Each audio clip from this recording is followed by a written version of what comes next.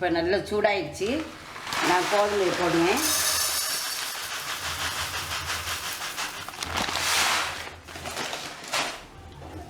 அதாவது கோதுமை வந்து நல்லா பொரியும், அந்த அளவுக்கு நம்ம வறுத்து எடுத்துக்கணும். இப்போ பார்த்திங்களா பொரியுது பாருங்கள்.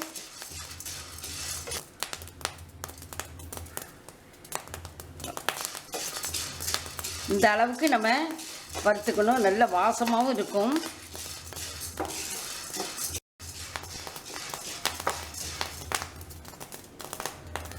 இப்போ நான் இதை எடுத்து வேறு ஒரு பிளேட்டில் மாற்றிட்டு ஒரு நல்லா ஆறின பிறகு மிஷினில் கொடுத்து நான் பவுடர் ஆக்கிடுவேன். அதுக்கப்புறம் உங்களுக்கு இதில் இடியாப்பம் நான் எப்படி செய்து காட்டுறேன்.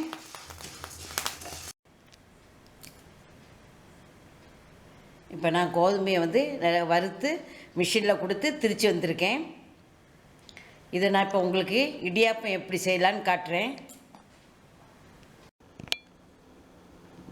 நான் இப்போ தேவையான அளவு மாவு எடுத்துக்கிறேன். நான் ஒரு கப்பு மாவு எடுத்திருக்கேன். கொஞ்சம் உப்பு போட்டுக்கலாம். வந்து சர்க்கரை போட்டு தான் சாப்பிட போகிறோம், அதனால் லைட்டாக தான் உப்பு போட்டிருக்கேன். நல்லா கலந்து விட்டுக்கிட்டு இப்போ கொஞ்சம் கொஞ்சமாக நம்ம தண்ணி விட்டு பிசைஞ்சிக்கலாம். பச்சை தண்ணி விட்டு தான் பிசைகிறேன்.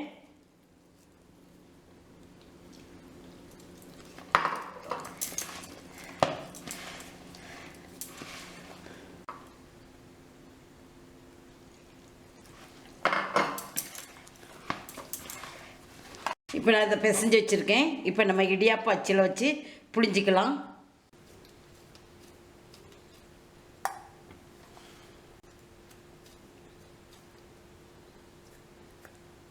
இது ஒரு வித்தியாசமான ஒரு டிஷ்ஷு, நல்லா இருக்கும்.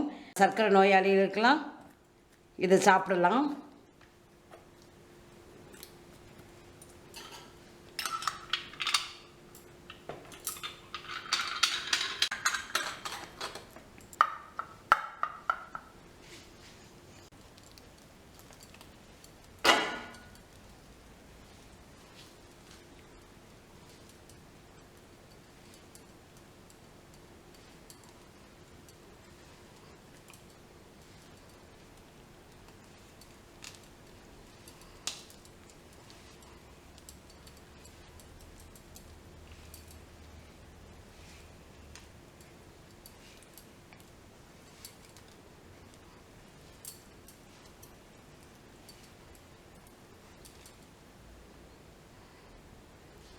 நான் ஏற்கனவே இட்லி தட்டில் தண்ணி விட்டு வச்சுருக்கேன்.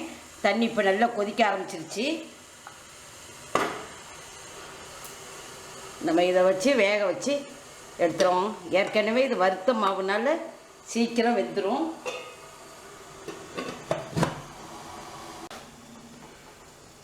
பாருங்கள் நல்லா வெந்துருச்சு, கலர் மாறி இருக்கு பாருங்கள்.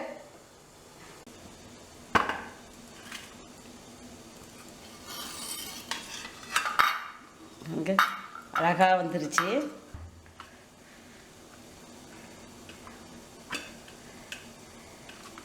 இதுக்கு இப்போ வந்து நான் தொட்டுக்கிறதுக்கு தேங்காயும் நாட்டு சர்க்கரையும் வச்சுருக்கேன். இதுக்கு வந்து தேங்காய் சட்னி, சாம்பார், தக்காளி கிரேவி எல்லாமே நல்லா இருக்கும்.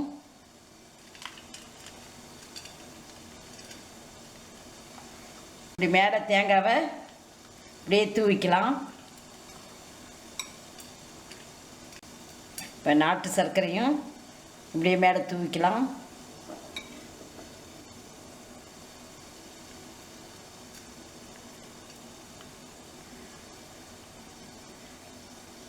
கோதுமை மாவு இடியாப்பம் ரெடி ஆயிடுச்சு. இதே மாவில் நமக்கு கோதுமை புட்டு செய்யலாம். நான் அதை இன்னொரு நாளைக்கு அந்த வீடியோ போடுறேன்.